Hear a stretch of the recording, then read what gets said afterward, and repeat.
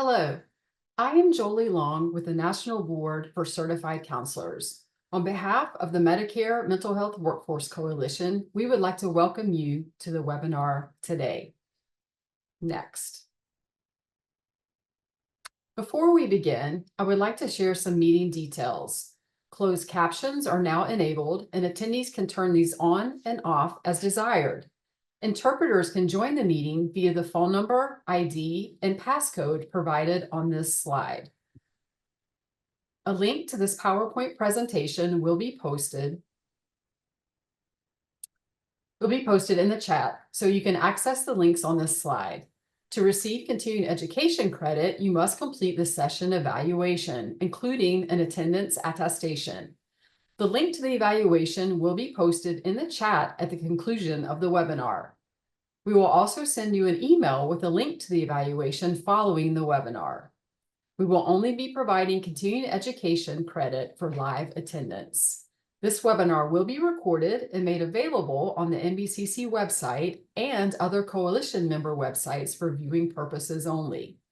Due to the large number of attendees, the participants will remain in listen-only mode throughout the meeting. The presenter will be taking questions at the end of the session, so please feel free to type your questions into the Q&A box at any time. Next.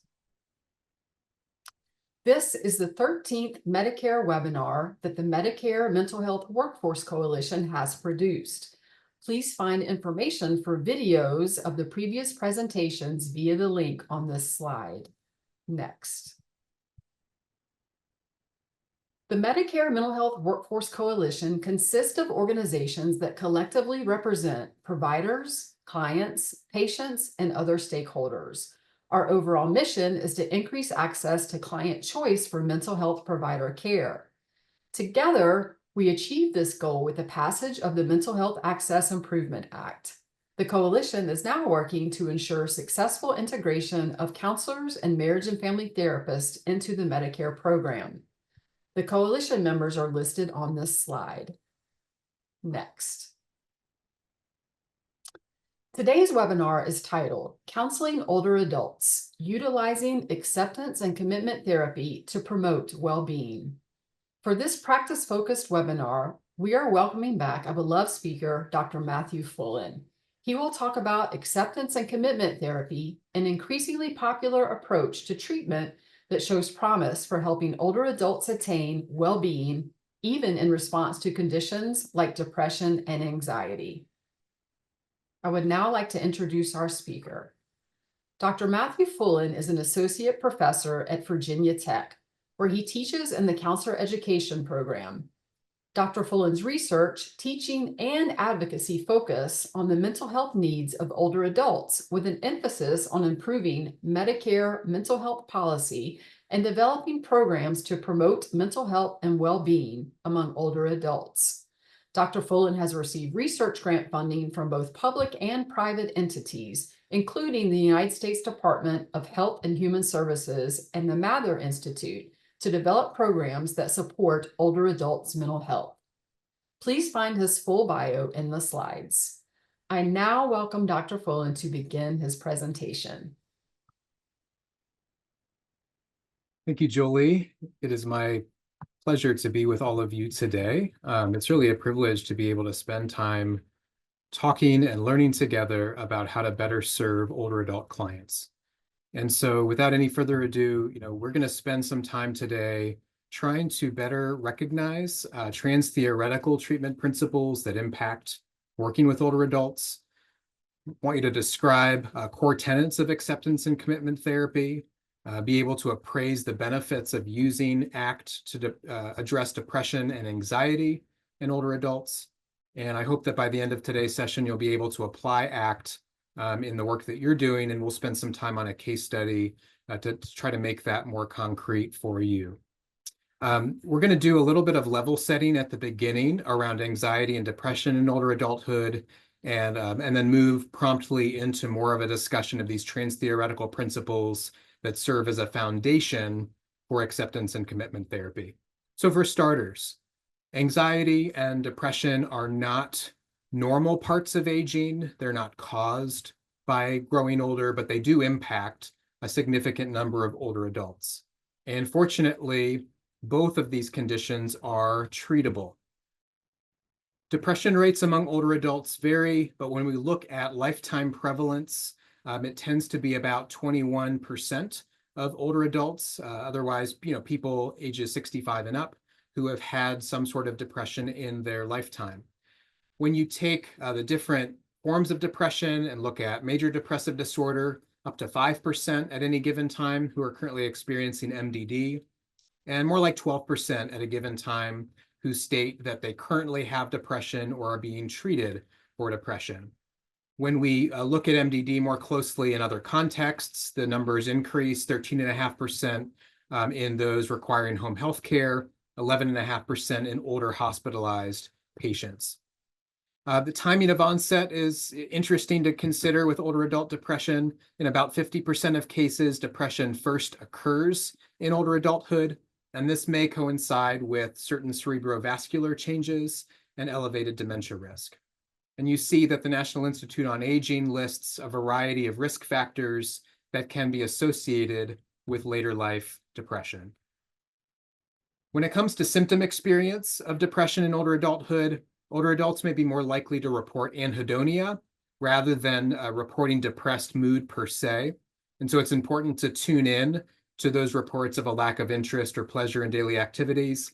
And older people may be more likely to report sleep issues, feeling slowed down, fatigued, hopeless, or reporting certain memory issues that may be related to the depression.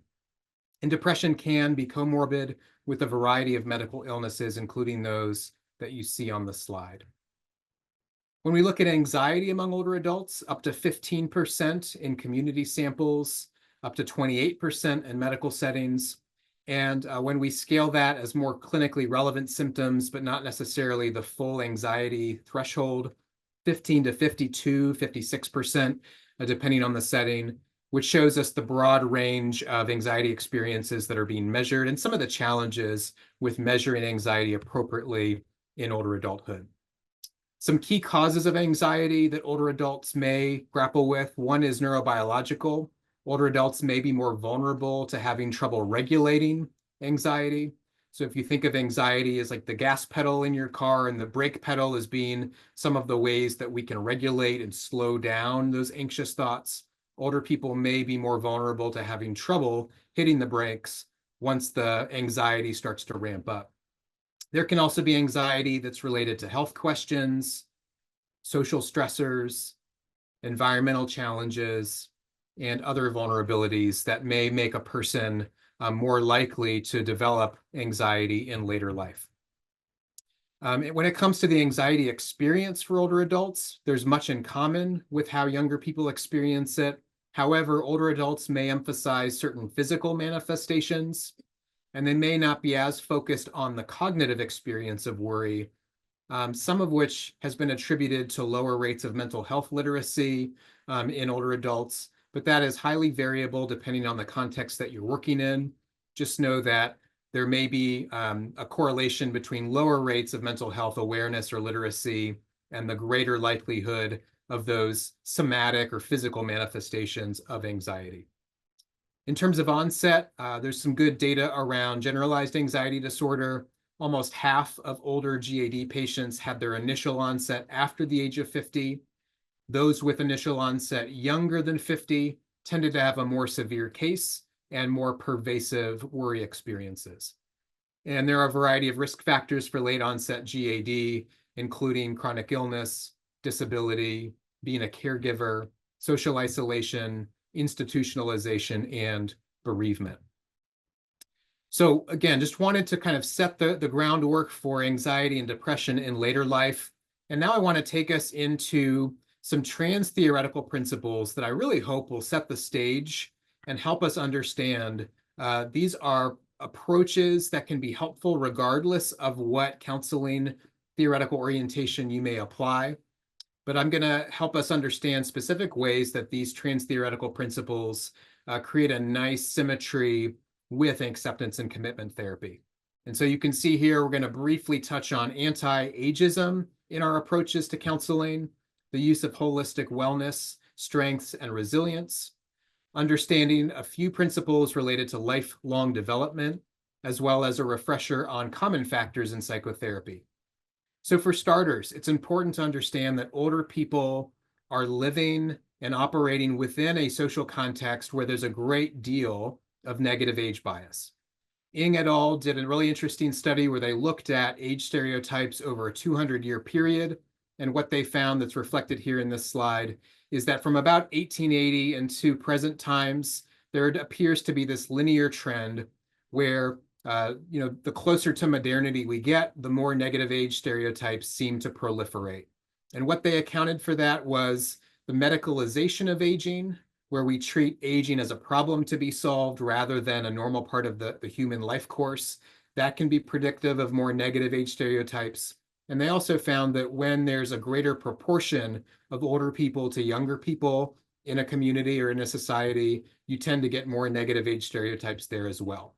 So as we're thinking about working with clients who are older, we want to be aware of the ways that ageism may have been experienced, the way that they may be internalizing some of those negative messages around aging, and what they may encounter in their healthcare system, including mental health. We want to make sure that we are cognizant of any sort of aging attitudes that we may hold on to and do our best to try to pull those out, do consultation and supervision to really make sure that we have the healthiest possible view of aging as we're working with older adult clients.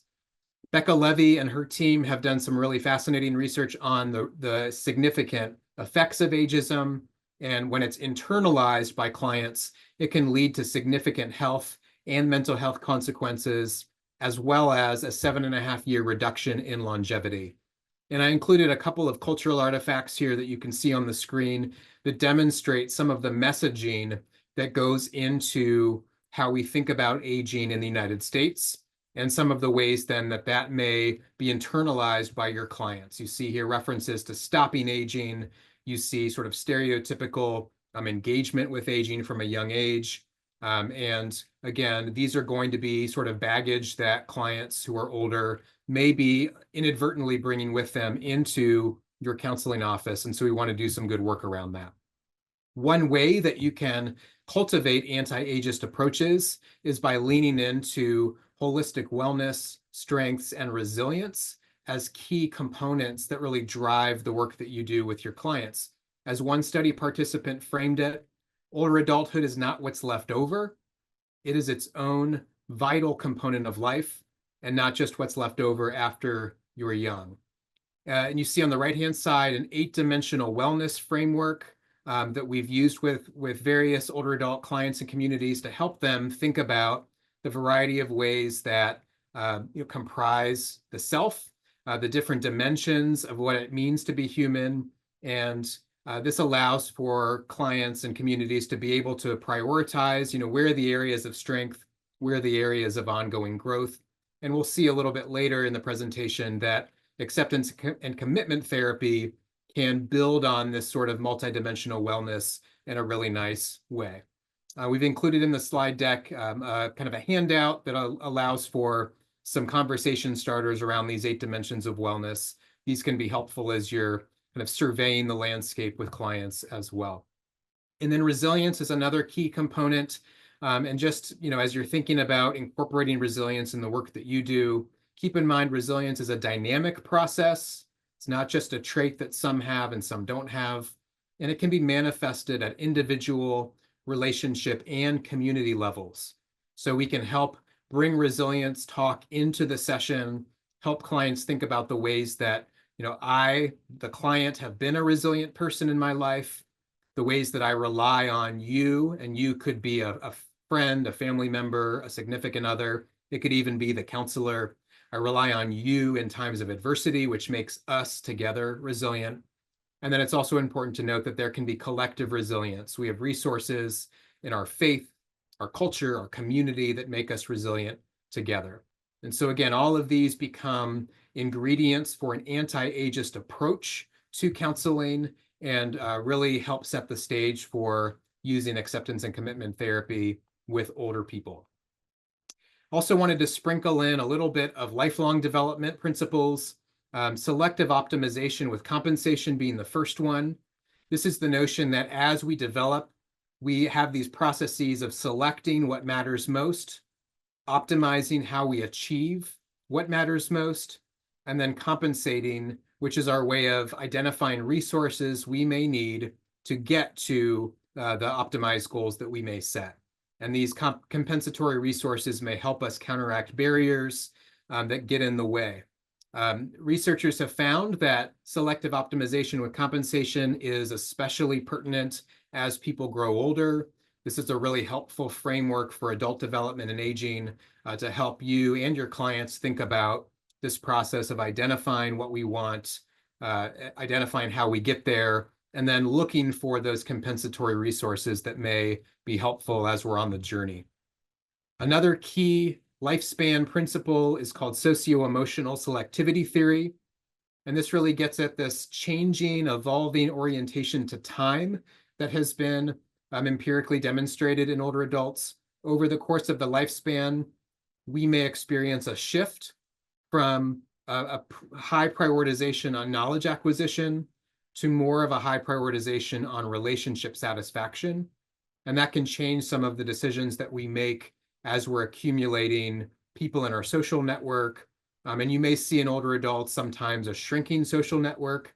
That can certainly be due to circumstances like losses that are happening, but it can also be a strength-based developmental approach to understanding my time on the planet is not infinite, and therefore I have to make decisions about where I want to prioritize my relationships and other energies. And that as well becomes a really nice jumping off point for ACT, as we'll see in a moment. And then the last trans-theoretical principle to kind of get us started is the common factors in psychotherapy. These are based on a great deal of research that shows that across different counseling theories, there are these commonly held principles or factors that really make psychotherapy effective. And Bruce Wampold has done a lot of work on this, boils those down into sort of these three primary pathways: the real relationship between the client and the counselor, the creation of hope and expectations within the therapeutic relationship, and the enactment of health-promoting actions within the therapeutic dialogue. And so keep in mind, these three principles are going to apply even though we may not reference them directly within the ACT framework. They're going to be there kind of under the surface, helping to drive some of the change that's happening. And so the really nice thing about acceptance and commitment therapy is that it can build on these trans-theoretical principles and shows a lot of symmetry and overlap with these. And that gives us reason to think that this can be an effective approach for use with older adults. That is what the empirical literature has begun to show. And so now let's do more of a deep dive into using ACT with older people. In terms of an overview of ACT, the originator of this approach is Stephen Hayes. Hayes began doing work on acceptance and commitment therapy in the 80s, built it on what he calls relational frame theory, which is also something that he developed. And relational frame theory highlights how we grow up, we learn, we come of age in a context where language networks give our lives meaning and often trap us along the way. So ACT is really based on a deep well of understanding that language can be our best friend and our worst enemy. Language is part of what makes us human, and we have developed in certain ways where language can constrain the choices that we think we have. And so part of what ACT is going to try to do is help us put language sort of in its place so that we can continue to make steps toward our values.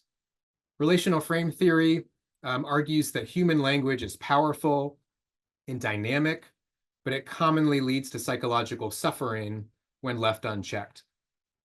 And another key principle is that ACT is going to question some of our Western assumptions about healthy normality. And what they mean by this is that, in certain Western ways of thinking about the pursuit of health or mental health, some of which comes out of our medical model approaches, some of which may come out of theories around self-actualization or optimization, we can pick up along the way this notion that if I am experiencing unpleasant feelings, thoughts, urges, sensations, then I've somehow missed the mark and I need to do whatever is possible to correct those. And so ACT is going to teach us not necessarily how to correct those unpleasant experiences, but how to learn to live alongside them using some different principles that we'll get into here in a moment. ACT is considered part of the third wave of cognitive behavioral therapies, and this third wave includes other approaches that have a mindfulness component, such as mindfulness-based cognitive therapy and dialectical behavior therapy. So you'll see some overlaps in terms of how they incorporate a comfort with cognitive and behavioral principles, but also a real leaning on mindful engagement with the present moment. And ACT has also been described as an existential, humanistic cognitive behavioral therapy. And so you'll see as we unpack this, there is sort of these deep questions about what it means to exist and what it means to be human and what it means to have values that we move toward. There is a deep kind of well of humanism and the recognition that the human experience can be embraced and validated, even when pain and sometimes suffering is a part of that. And then you'll also see within this plenty of focus on cognitive awareness and how we engage our thoughts and feelings, and also some behavioral elements as we try to identify the values that we want and take committed actions toward those values, which has some behavioral therapy elements mixed in as well. Another key thing to consider is that ACT is not squarely or directly focused on symptom reduction. Instead, clients are taught how to accept and embrace inner experiences, even when those feel uncomfortable. So whereas many of our standard approaches to healthcare and mental health care, identify the symptom, try to create treatment goals and interventions that alleviate or remove those symptoms, ACT tries to respond to things in a little bit of a different way. So what ACT proponents would say is that when we learn how to accept and even embrace certain inner experiences, even when those are unpleasant, we actually find that there's a secondary benefit and the symptoms begin to dissipate as they're given less of our attention, and they can actually become more manageable under those circumstances. Stephen Hayes talks about his own experience with tinnitus as one of the ways that this all sort of came together for him, that there were, seasons of just really uncomfortable and distracting and hard to manage ringing in his ears. And yet over the course of becoming more mindfully aware of the present moment and removing some of his efforts to try to stop the ringing and instead to sort of embrace its presence, he reports in his own kind of experience that those ringing sensations began to dissipate, and that there were opportunities then to kind of change what he would define as success. So it was less about the ringing and more about learning how to move forward in spite of the ringing. An example that Russ Harris, another ACT proponent, provides is related to anxiety. So anxiety itself is a normal human experience. However, it can become disordered anxiety when our preoccupation with avoiding the people, the places, the experiences that make us anxious begin to take over. And so you see here ACT adherents trying to differentiate between the feeling and the human experience of anxiety and the way that our brains tell us, and not only our brains, but the brains of our loved ones, the people in our society might tell us it is a horrible experience for you to have that anxiousness, and you have to stop at nothing to make sure that you rid yourself of it. And so ACT adherents will talk about all of the different ways that people try to numb those symptoms, try to alleviate those symptoms from happening. And along the way, then, they end up shrinking away from the things that matter most to them. They may end up coping with them in ways that are unhealthy or unhelpful. And ultimately, what they suggest is that there may be another path toward engaging with the original anxiety that we were trying to get away from in the first place. So before long, what happens is we may experience anxiety about the anxiety that we have. And so you see this sort of primary symptom and then the secondary response to the symptom.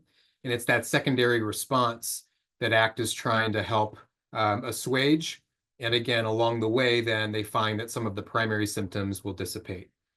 And so, as opposed to trying to avoid these experiences of anxiety or people or situations or places that make us feel that way, and rather than pathologizing these experiences, ACT is going to try to help us mindfully differentiate ourselves from our cognition, our language, some of those mental experiences that we may have that are associated with the anxiety feelings that we are experiencing. And ultimately, ACT interventions are designed to help people do kind of two big things. One is develop an acceptance of unwanted private experiences. And the second is to maintain a commitment and action toward living a life that's consistent with one's values. So these are two major principles, two major pillars of the ACT approach, how to develop acceptance of these unpleasant feelings, thoughts, experiences, and then how to continue to move toward the things that we care most about. So when we're thinking about applications with older adults, these are the two areas that we would want to start to kind of frame out how are we going to build these approaches in a way that makes sense for our older clients.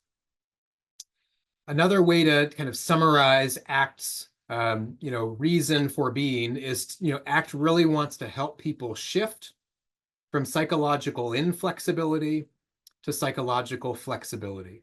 How do we become more nimble, more dynamic, more flexible in the ways that we engage the world, the ways that we engage other people, so that we don't get stuck in certain thought patterns, behavioral patterns, relational patterns along the way.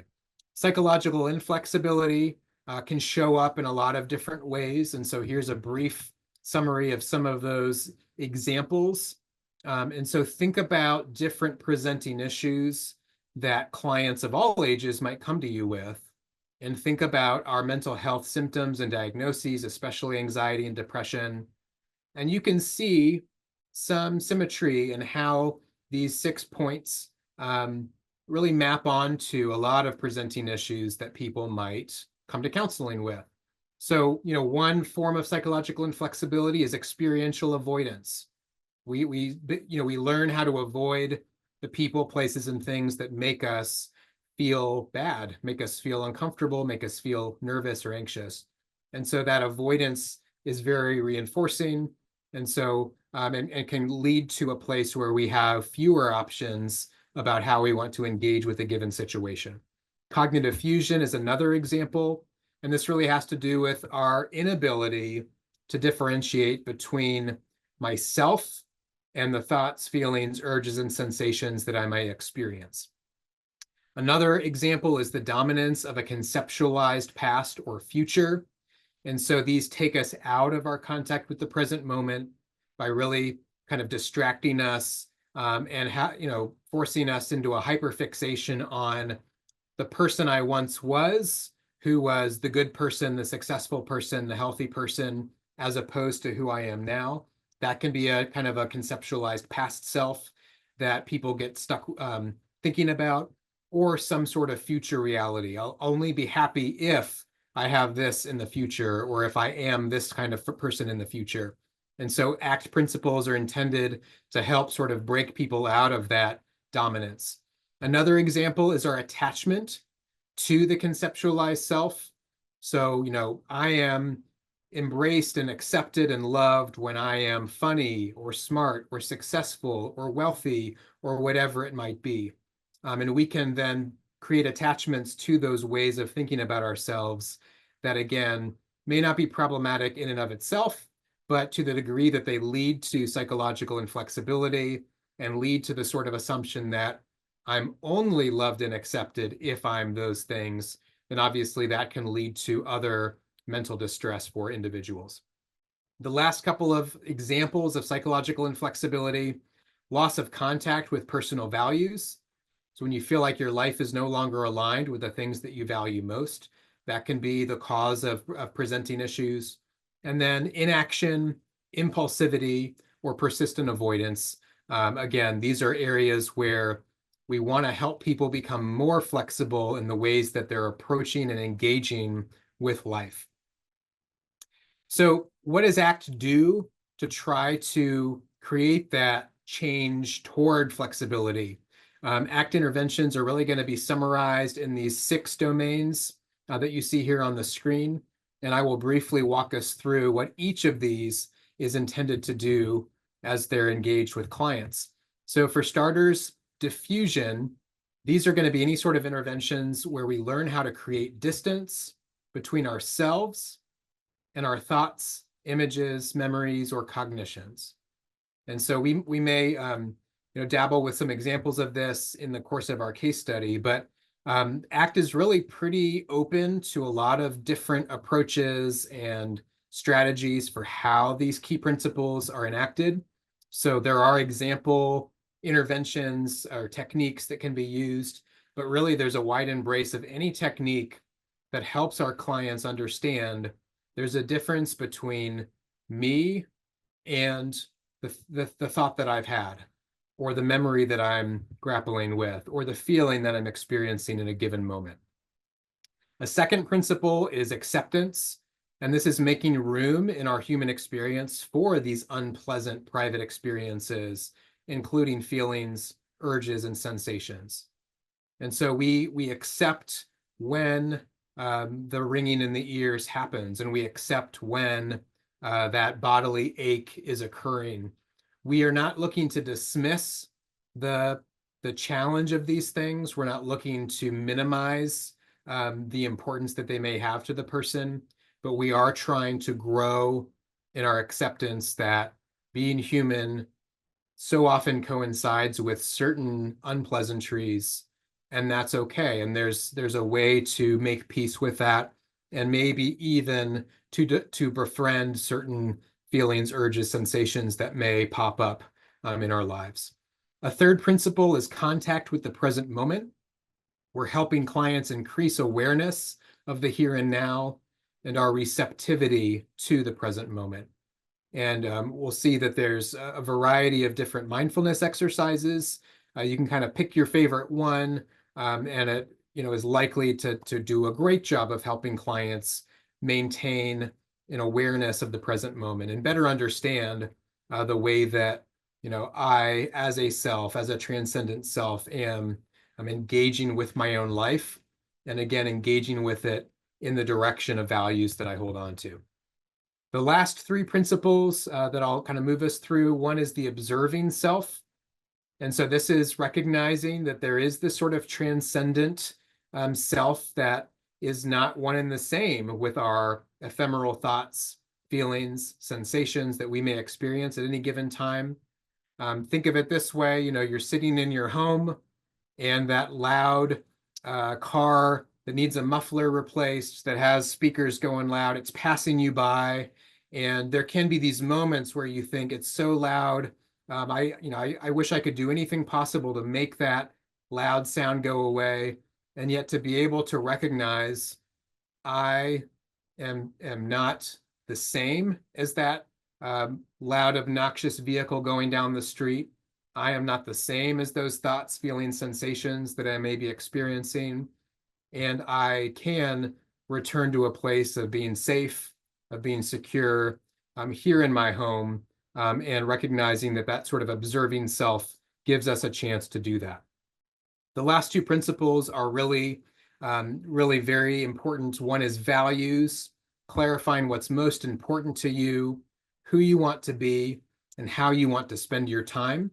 And so this is going to be really integral to working with clients, including older adult clients, because we want to help them really be able to evaluate or reevaluate who is the person that I want to be? What are the things that I want to be about in my life? And then last but not least, committed action, creating goals that are aligned with our values and taking steps toward these goals. So values are not the same as goals. Values are something more transcendent, something that we may never fully achieve because they are so infinite in their nature. And committed actions are the goals that we set into place to help us move toward those overarching values that we carry. And it's the combination of those things, in addition to these other principles, that really allows ACT to be at its best. So when it comes to ACT and working with older adults, does ACT resonate specifically with treating older clients? Petkus and Weatherall argue that ACT's focus on values really coincides well with older people having a greater awareness of their finiteness and a potential willingness to discuss how closer proximity to the end of life shapes values. And when we talk about proximity to the end of life, we could be talking about weeks or months, but we could also be talking about years or decades, quarter centuries. So the time frame that we're dealing with is not necessarily the thing that's most important. But when we think about older people and we think about sort of this journey through the lifespan, there is this proximity and this awareness that the things that I want to be remembered for, the things that I want to be a part of my personal or relational legacy, that there really is this sort of critical here and now need to really start building those pieces. And there's something developmentally healthy about that older adults may be more in contact with due to age and stage considerations. What's interesting is that ACT also builds off of these other lifelong development theories that we briefly mentioned earlier. So consistent with socio-emotional selectivity theory, there are changes to time orientation that may coincide with learning how to give less attention to unhelpful thoughts or feelings. And so we learn, because we know that time is precious, that time spent fixated on my anxiety feeling or my, the sort of, racing thoughts that I, just am so kind of stuck with. We can understand and help clients grapple with the fact that giving those things less of our attention may be really developmentally healthy, because it allows us to have more time and energy to give to the pursuit of values. And I just want to note here that, again, ACT is not trying to dismiss how challenging or how stressful some of those thought experiences or bodily experiences may be, but it is trying to invite clients into a different way of relating with those sensations so that they can become less diffused with them and have more time to give to the things that they really want to be about. Additionally, there's some nice symmetry between ACT and selective optimization with compensation that other scholars have pointed out. Older adults benefit from opportunities to reconsider which values and goals are most meaningful, which is another way of thinking about the selection part of this theory, and how they may need to adapt strategies to get there, which coincides with the optimization and compensation parts of SOC. So again, acceptance commitment therapy has a lot of nice, there's a lot of nice parallels between the best things we know about lifelong adult aging and development and some of these key therapeutic principles. I also wanted to note that, our focus on holistic wellness, strengths, and resilience has some nice overlap with ACT and with SOC. We can be aware from a multidimensional wellness framework that, there are numerous parts that comprise the whole self. And at any given time, we may experience certain dimensions of ourself that are stronger, that are weaker, that are getting more or less prominent attention. And we can make decisions then about how we want to prioritize the different values across life dimensions that we may have. And we can use and utilize personal, relational, and communal resilience to help move toward those parts of ourselves that are maybe functioning better, we can look to various sources of resilience and kind of build on those strengths. And then we can also lean on those sources of resilience to help us as we're struggling in various parts of our lives. So some nice symmetry here as well. Some other principles that really show how ACT and working with older adults can be a nice combination. So, think about all of the internalized forms of ageism that we may, our older adult clients may be navigating. These can become sources of cognitive fusion and become opportunities for us to work with clients around diffusion from these thoughts or assumptions about what it means to grow older. So older adults may internalize messages about aging or changes to ability or medical conditions that they may be navigating that really become limiting to their pursuit of the things that they value most. And ACT can be a nice vehicle for helping older adults kind of strip away some of those messages and really get back to, what is the life that I want to live and how do I move toward that? And so we can help older adult clients identify assumptions about growing older that may be in conflict with personal values. And we can help our clients understand that those messages and the corresponding feelings they have about growing older may be artifacts of living in an ageist culture, as opposed to being some sort of immutable truth about the person. So there really is this sort of diffusion that allows an older adult client to understand these messages that you're receiving on a regular basis about aging, about ability, about changes to your body or changes to your medical conditions. Those messages don't have to be the entire story of what it means to be you. And there can be opportunities to get back to committed actions toward your values as we diffuse from some of those maybe ageist or ableist assumptions about our older clients. Now, just to specifically kind of connect ACT to anxiety and depression, I wanted to point out a couple of things here. One is that from an ACT framework, it's not quite as essential to differentiate between anxiety and depression symptoms. We see these as comorbid in many older adult clients, and sometimes it can be hard to differentially diagnose between the two, and that can be okay. Just keep in mind that, as we mentioned earlier, older adults may describe anhedonia as the hallmark depression symptom. And so they may talk about no longer receiving pleasure from things that they used to enjoy.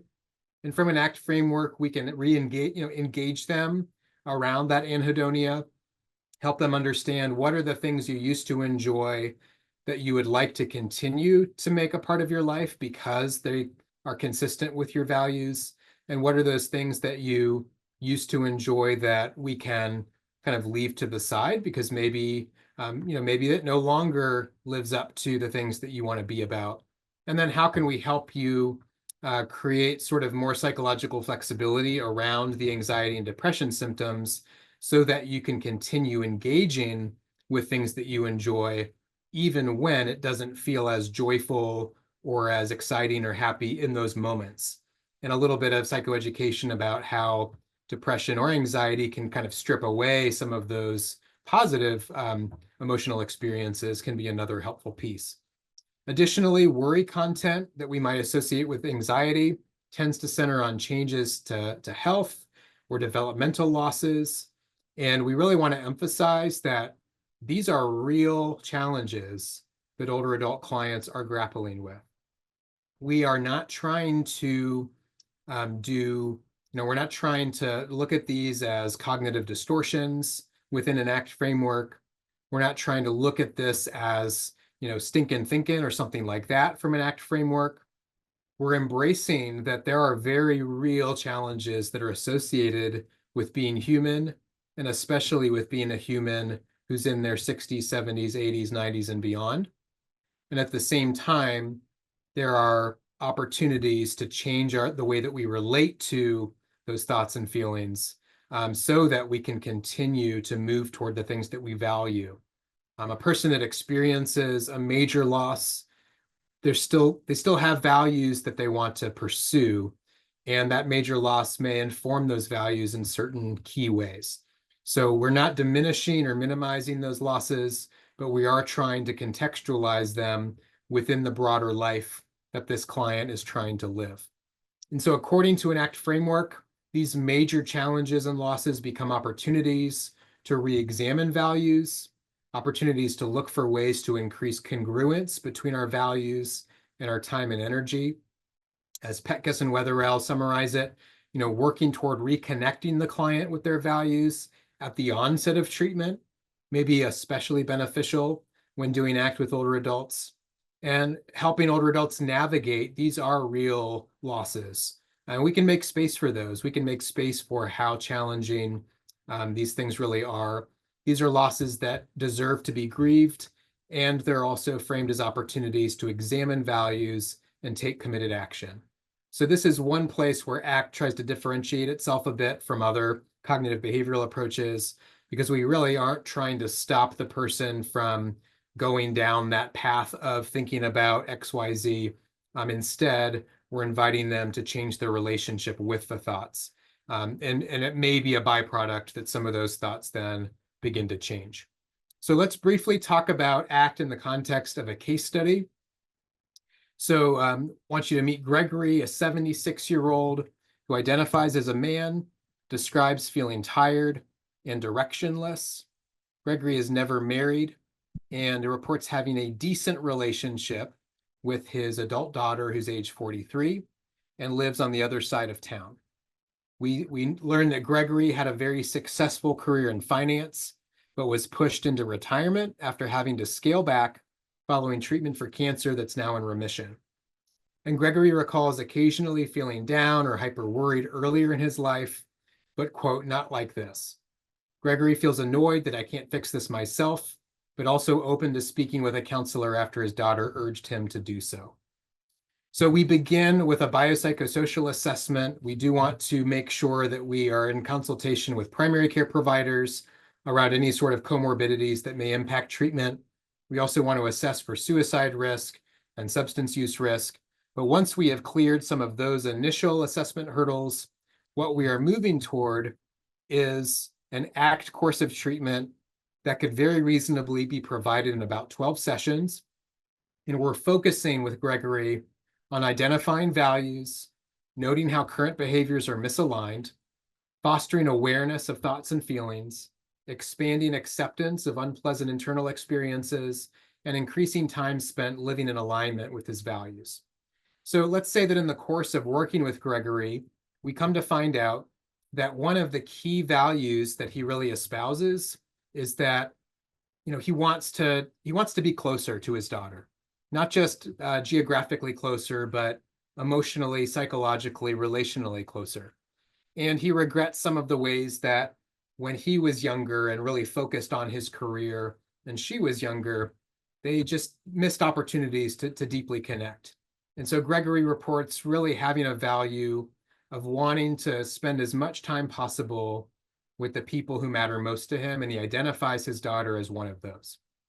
However, over the course of describing this, he also acknowledges that he is scared to death of making that sort of outreach, because he knows that he has not been the sort of dad that she deserved to have. And so there is sort of this fear of putting himself out there. He's afraid of what she might say back. He's afraid of the ways that his conceptualized past self it kind of runs into friction with his desire for his present self. And he describes just a lot of inner turmoil related to this. But ultimately, more time spent in relationship with his daughter is where he begins. We then move into some sessions built around what Hayes calls creative hopelessness and acceptance. Creative hopelessness, sort of a term for identifying all of the ways that our clients try to manage the feelings and the thoughts that they are experiencing, and essentially all of the ways that those have failed them. In this creative hopelessness, Hayes talks about the metaphor of a tug of war or quicksand, where every time we pull back on the rope in a game of tug of war, it's like the anxiety symptoms pull back harder. And every time we flail trying to get ourselves out of the quicksand of feeling sad or depressed, it's like it gets even harder for us. And so this sort of creative hopelessness in the ACT adherence approach is to then create a place of accepting that some of these unpleasant feelings may simply continue to persist. And if we wait for Gregory to no longer feel that way, he may never make that values-based outreach to his daughter. The next couple of sessions might focus on diffusion, where we're helping Gregory understand the difference between his transcendent self and the thinking self or the feeling self. We may then move into more opportunities to kind of sprinkle in mindfulness, different ways to build contact with the present moment so that Gregory can, when he's feeling that sort of worry or feeling that sort of racing thought, he can reconnect with where he is in the here and now as a way to kind of bring him back and to create more present moment contact. And then ultimately, we can help Gregory identify specific actionable goals that he has that will help him connect to that value of more time spent with my loved ones, who he has identified as his daughter. And so we may be able to work out with Gregory ideas around, here's how I'm going to be brave and take some courageous steps toward improving our relationship. And here's how I'm going to acknowledge ways that I've let my daughter down in the past. And here's ways that I'm going to try to offer my time and energy and resources to make her life the best possible life she can live. And you might also talk about what are you going to do when anxiety symptoms, depression symptoms, worry, fear kind of crop back up, because they surely will as you're making that move toward your values. And you can do a little bit of game planning so that Gregory knows how to manage and how to reconnect with the present moment. Again, we're not trying to stop those thoughts. We're not trying to avoid those feelings. We're trying to reconsider the way that Gregory acts as he is managing those different things. So that's a very brief overview of how you might apply these principles. And I would again reinforce that, you're grounding all of this with anti-ageism, with a focus on Gregory's strengths. You're, identifying areas of wellness and resilience along the way. You're thinking about those lifelong developmental theories that we referenced, and you're continuing to lean into the therapeutic relationship, the creation of hope and expectancy, and the promulgation of different health enacting behaviors, all of which I think show up in this 12-course ACT treatment for Gregory. So that is the quick summary of what we think is possible for the use of ACT with older adults. I've got several references here if you want to learn more. There's a lot of great resources in book form, scholarly article form, YouTube video form that you can engage with to learn more about what this looks like, different ACT interventions. And I want to thank you again for creating time in your busy days to be able to think about this, learn together, and really center the experiences of older adult clients so that we can serve them as well as possible. And I will turn things over to Jolie for some questions and answers as we wrap up. Wonderful. Thank you so much, Dr. Fullen, for sharing your time, your knowledge, and your expertise with us today. Learning about acceptance and commitment therapy is sure to aid mental health counselors and MFTs as they continue working with older adults. We appreciate your partnership so much with counselors and MFTs who are becoming an integral part of providing services to Medicare beneficiaries. We're now going to move into the question and answer portion of our program. We have a little bit of time left, and we do have some questions that have come in. So I'm just going to pick a few of these. We may not get to all of them, but we will get to as many as we can. One question that someone had, and I think this is a good one, was for the purposes of this presentation, how do you define an older adult? Like at what age does older adult, that term, start? That's a great question. And so, the research definition tends to use 65. Federal definitions tend to be pretty similar to that. But we know that we are developing across our lifespans. And so there is no artificial graduation from 64-year-old non-older adult to 65-year-old older adult. That being said, as we develop across the lifespan, we may see that certain milestones related to family or work or other kind of changes to body, mind, spirit, may usher us into new chapters where we think, yeah, I don't know where that line is exactly, but I think I'm now an older person. And from a treatment standpoint, these are meant to be sort of fluid definitions that can be applied with people across the lifespan. But those lifelong developmental theories really do give us some, helpful ways to think about the aging process, and especially aging in that sort of 65-year and up age range, which is a long period of time with a lot of heterogeneity. You've met, every older adult has sort of a different experience, a different way that they want to make sense of the world. But I hope that's a helpful response as we kind of think about where those somewhat arbitrary lines in the sand might be. Absolutely. Thank you. Another question that's come in is ACT used with palliative care?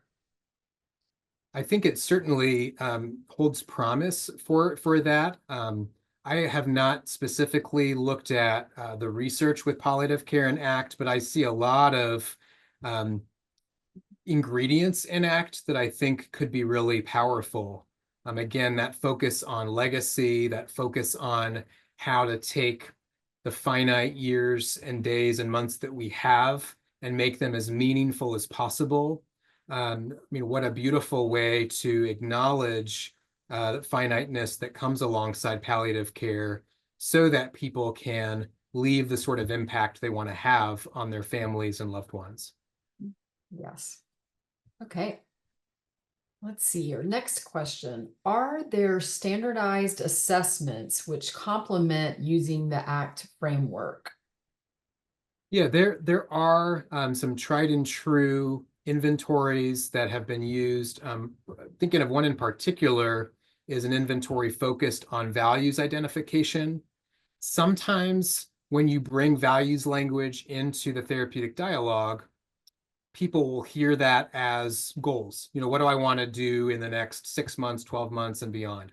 And while there is a goals component, values tend to be more transcendent. They tend to be more about these, kind of big, lofty things that you want to be about in your life. And so a values inventory can be useful to help clients kind of nail down what are the things that I think are most important to use or most important to center in my life. And then that values inventory can be the sort of thing that, in your clinical dialogue, you can really start to nail down, okay, if you want to be about these things, how do we help you better have a relationship with these sort of transient thoughts and feelings? And how do we help you make committed actions in the direction of those broad values? Very good. I think we have time for one more question. And it actually is around values as well. So I think it links nicely. And one person said, one of the challenges when it comes to ACT with elders is values clarification. Do you have any tips for helping clients separate their own values from social or familial ideas about what is good elder behavior? That's a wonderful question. I will admit that I would love to have like a whole conversation about this because that is like a really rich question that the asker poses. I think part of what we do in our therapeutic engagement with older clients is to really try to understand, with sort of curiosity. So, what is it about that value that is most meaningful to you? And is that something that you've always valued? And is there sort of a historical link to it? And, are there other people in your world, whether those are family members or professionals, who seem to be influencing some of those values? And, we sort of work together. And again, in Gregory's treatment, we've got 3 sessions dedicated to values clarification. We can start to unpack and sort of help the older client think about what's me, what are other people, and how do I try to find ways to lean into what is most meaningful to the life that I want to live and the legacy I want to leave behind. Very good. I think that is a beautiful place to wrap up. Unfortunately, we are out of time. So thank you so much. The Medicare Mental Health Workforce Coalition and MBCC would like to thank Dr. Fullen for sharing his knowledge and expertise and all the participants that attended today's webinar. The link to the session evaluation is posted in the chat, and we will also email it to you following the meeting. To receive continuing education credit, you must complete the evaluation, including the attendance attestation, by October 10th at 5 o'clock Eastern Time. Certificates will be emailed by October 17th. We will only be providing credit for the live attendance of this webinar. We certainly hope you found this session informative. We look forward to seeing you again in the future as we continue our series. We hope you will join us for our next webinar, which will be on October 10th. That is titled Engagement Opportunities for County Behavioral Health Directors with Mental Health Counselors and MFTs under Medicare. Thank you very much and have a wonderful rest of your day.